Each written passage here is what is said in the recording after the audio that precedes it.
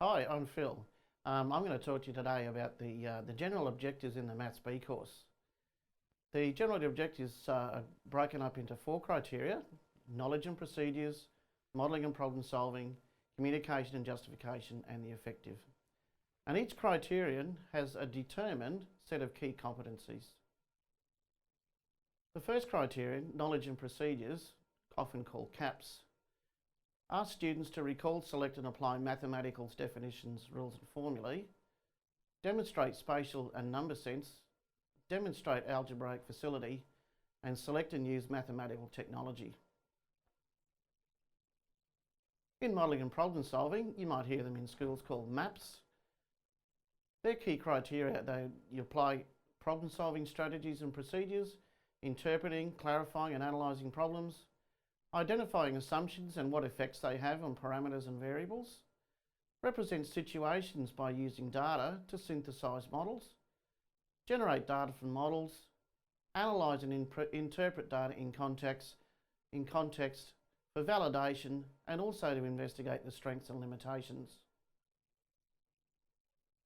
In the criterion communication and justification, it's important that students use appropriate terminology, symbols and conventions to organise and present information in graphical, symbolic, pictorial and written form.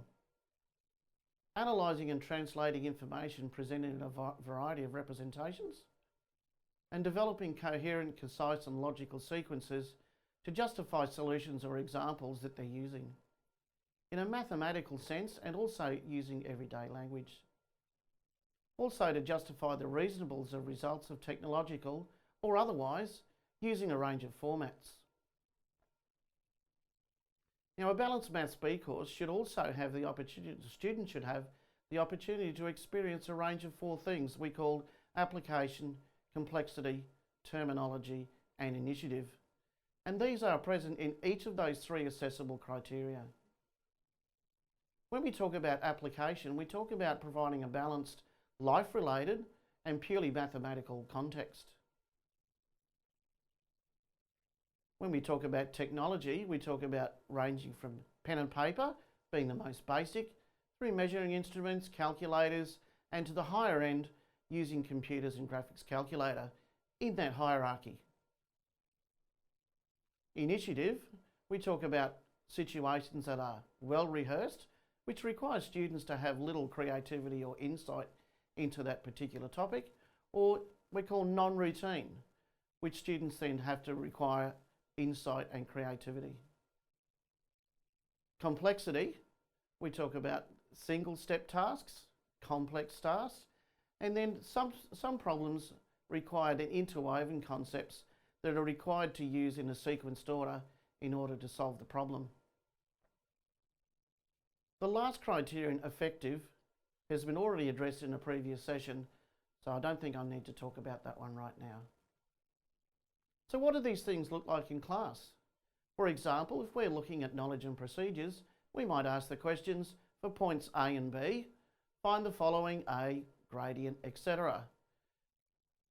Another question we might ask in terms of knowledge and procedures, create a model, what's the equation of a line that goes through that particular points in a particular form?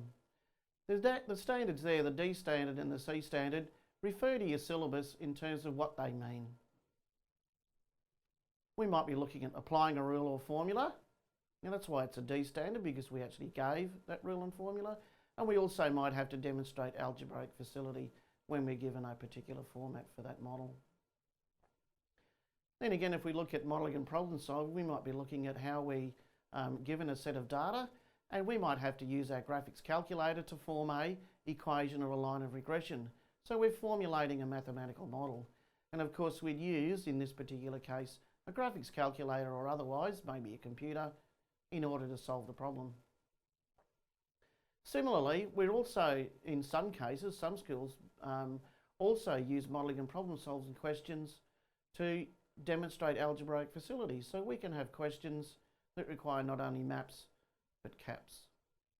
In terms of communication, we see here in this example here, the students tried to solve a problem by creating a mathematical model, therefore creating an equation to a line, but you can see there that there's a logical structure, they're using the correct symbols, They've made a statement of the equation that they're using. However, you might notice there's made a small error there. That 2 times -4 should be a -8. So the question for us is, how do we mark this in terms of communication justification? Do we penalise them twice, even though they've made an error in their caps? A little bit later, we'll talk about assessment, so we'll talk about that later. But just be aware of the standards that are in the syllabus. You can find them around the 35 to 37 page. But also consider the idea of front-ending assessment.